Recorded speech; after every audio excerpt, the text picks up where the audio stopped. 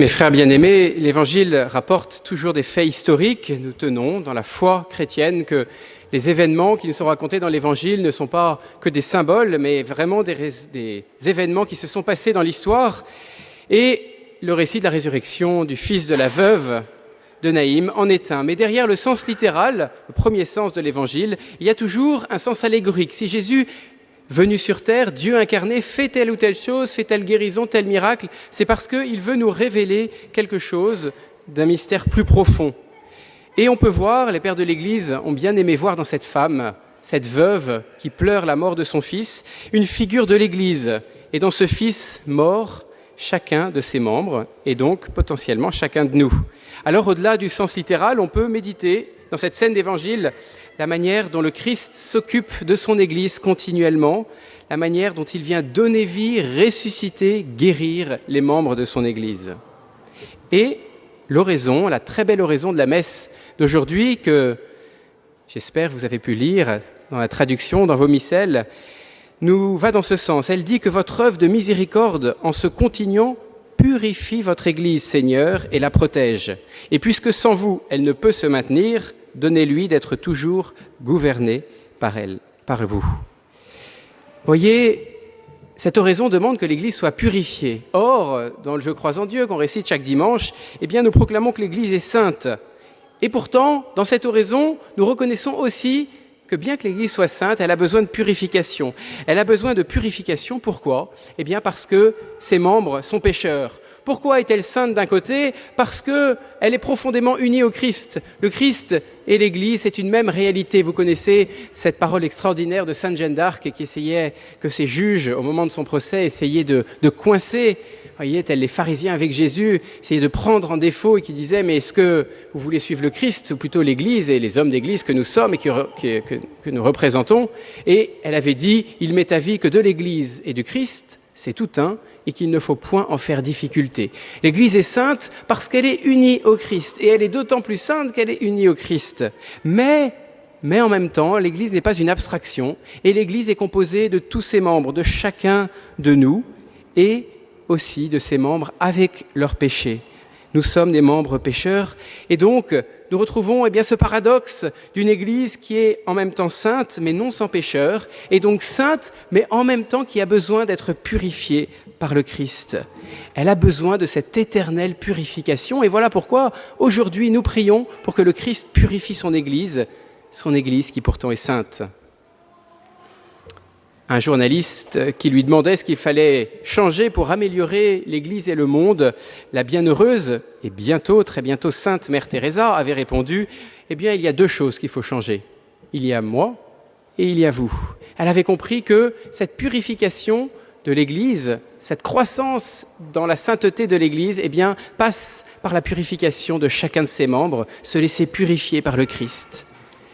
Et c'est là la beauté de cette action du Christ, de la même manière qu'il y a 2000 ans, il a touché le cercueil de cet homme pour le ressusciter, de la même manière que de bien des fois dans l'Évangile, Jésus a touché des malades, a touché des lépreux pour les purifier ou les guérir, le Christ continue à guérir, à ressusciter chacun de ses membres.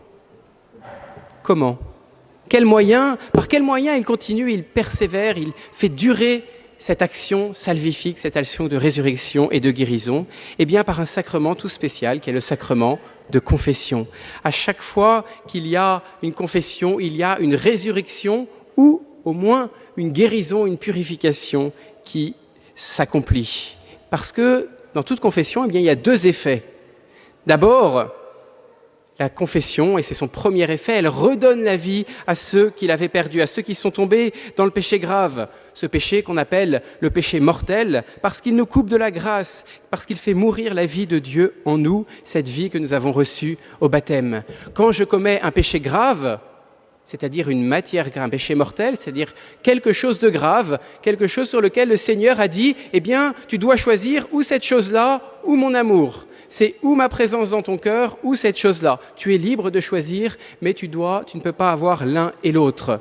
et l'ensemble des matières graves, des choses graves, de ces péchés graves. Alors, on aime de moins en moins en parler dans l'Église parce qu'on pense que ça fait culpabiliser, mais c'est une réalité. Ce sont les points qui sont des points de divergence entre l'amour de soi ou l'amour de Dieu. Eh bien, l'Église les transmet à travers la tradition. Vous voyez, on peut pas, Dieu nous dit, eh bien, c'est ou l'adultère, ou alors la vie de la grâce en toi. Tu ne peux pas avoir les deux en même temps. Il dit, c'est la messe le dimanche, c'est un point obligatoire que je te demande, ou alors tu ne peux pas, et c'est obligatoire. Et si tu n'y vas pas volontairement, eh bien, tu ne peux pas avoir la vie de Dieu en moi. Il y a des péchés qui sont graves et qui sont mortels. C'est une réalité.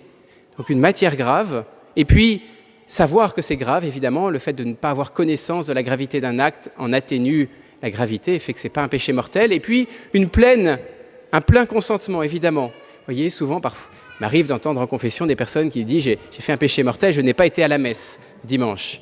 Alors à ce moment-là, je précise, je dis « mais quelles étaient les circonstances ?» Ah ben j'étais très malade, j'avais 40 de fièvre. Vous voyez, ce n'était pas volontaire à ce moment-là. Il n'y avait pas de volonté de s'opposer à Dieu, mais une impossibilité. Mais si jamais c'est grave, je sais que c'est grave et je le fais malgré tout, eh bien je me détourne de Dieu. Et j'ai besoin à ce moment-là d'être intérieurement ressuscité. Et il y a un seul sacrement qui fait cela de notre vivant, c'est le sacrement de confession. C'est le seul sacrement qui permet de nous redonner la vie de la grâce. Et il est nécessaire, pour communier, de se confesser si on est en état de péché mortel. Alors on peut avoir peur, on peut se dire « mais c'est culpabilisant tout ça, c'est rappeler des choses qui ne sont pas agréables, est-ce que Dieu n'est pas plein d'amour ?» Si nous avons des doutes, si nous craignons, si peut-être nous sommes pris d'angoisse et peut-être de paralysie intérieure, voyez, nous avons une peur de nous confesser parce que nous avons un péché grave, eh bien regardons l'évangile d'aujourd'hui. Regardez Jésus qui va arrêter le cercueil en le touchant, qui est saisi de compassion en voyant ce jeune homme mort. Et disons-nous que c'est la même compassion de Jésus quand il nous voit en état de péché grave. Il n'est pas là à se dire c'est un homme lamentable, un pécheur immonde. Il est attristé évidemment qu'on se soit détourné, mais il ne pense qu'à une chose, arrêter notre vie, nous faire nous poser, nous confesser pour nous pardonner. Voilà cette miséricorde qui n'attend qu'une chose, c'est nous pardonner. Alors n'ayons pas peur. Mon fils qui était mort, dira le père de la parabole de l'enfant prodigue, était revenu à la vie. Il était mort et il est ressuscité. Il a retrouvé la vie de Dieu en lui. Mais la confession n'est pas simplement faite pour les péchés graves. Il y a aussi des péchés qui restent des péchés, mais qui ne sont pas graves, ce qu'on appelle les péchés véniels, qui ne sont pas une mort intérieure, vous voyez, on n'est pas un cadavre intérieur après un péché véniel, mais la vie de Dieu s'est un peu atténuée en nous, elle est moins rayonnante, elle s'est affadie, vous voyez. Ce sont ces péchés qui sont des voies de contournement. Il y a l'amour direct, Dieu qui nous appelle, qui me dit « Est-ce que tu veux m'aimer par-dessus tout ?» Et on dit « Je veux t'aimer, oui, mais il y a 2-3 petites choses que je vais prendre en même temps. » Voilà, des voies de traverse. Au lieu d'aller directement vers Dieu, eh bien, on prend une voie un peu plus longue. Voilà ce que c'est que le péché véniel. C'est Dieu à la première place, mais d'autres choses avec, voyez. Et à ce moment-là, ça ne coupe pas la vie de Dieu en nous, mais nous avons besoin d'être quand même purifiés, d'être guéris intérieurement. Et le Christ a guéri dans l'Évangile de nombreuses fois, et il nous guérit par la confession. Un théologien un jour se demandait par où passaient les frontières de l'Église. Il se disait, est-ce que c'est entre les baptisés et les non-baptisés? Est-ce que c'est entre les pécheurs graves ou les pécheurs, les personnes en état de grâce que passent les frontières de l'Église? Et il a trouvé cette formule merveilleuse. Il a dit, les frontières de l'Église passent à travers chacun de nos cœurs, laissant à l'extérieur ce qui est mauvais et y gardant ce qui est déjà saint. Eh bien, voyez, chaque péché véniel qu'on va faire va atténuer, va faire en sorte que cette frontière de l'Église va un peu se rabougrir, se rapetisser. Et chaque confession qu'on va vivre va permettre au contraire à l'Église de rayonner davantage parce qu'elle rayonnera dans mon cœur. La sainteté de Dieu rayonne dans mon cœur et donc la sainteté de l'Église rayonne. C'est un peu comme cette expérience qu'on peut faire. Vous avez une maison de campagne, vous arrivez après des vacances, elle est toute fermée, vous entrez dedans, il y a un grand soleil extérieur, mais toutes les maisons, tous les volets sont fermés, il n'y passe qu'un tout petit peu de rayon du soleil par tel ou tel coin, vous entrez et d'un coup vous ouvrez tout grand toutes les fenêtres et tous les volets et là la lumière va inonder la totalité des pièces. Eh bien c'est un peu ce qui se passe dans notre âme qui ne s'est pas confessé de péché véniel. Vous voyez, il y a encore un peu de lumière, mais il n'y a pas toute la lumière possible. Et ce qui est beau dans une confession, même si on n'a pas fait de péché grave, c'est qu'à ce moment-là, vous voyez, il y a le torrent de la force de l'Esprit Saint qui vient prendre toute la place en nous. Et à ce moment-là, eh bien, nous faisons en sorte que l'Église soit plus rayonnante de sainteté. Le Christ, mes frères bien-aimés, continue à purifier son Église, comme nous le demandons dans la prière, dans l'oraison, ou en ressuscitant notre âme si nous sommes en état de péché grave, ou alors en guérissant notre âme qui a été blessée, amenuie par le péché véniel. Mes frères bien-aimés, à travers cet évangile que nous venons d'entendre, eh bien, nous sommes appelés, je crois, en ce début d'année, à comprendre que nous sommes tous, d'une manière ou d'une autre, ce jeune homme mort. Où nous sommes tous, d'une manière ou d'une autre, un des malades, un des paralysés, un des lépreux de l'Évangile qui est guéri par Jésus. Nous avons telle ou telle vertu qui est morte ou atténuée en nous, qui a besoin d'être ressuscitée ou guérie par le Seigneur. Et à l'image de la bienheureuse Mère Teresa, eh bien, nous ne pouvons pas exiger une réforme de l'Église qui serait chez les autres sans d'abord vivre une réforme et une purification intérieure par la confession.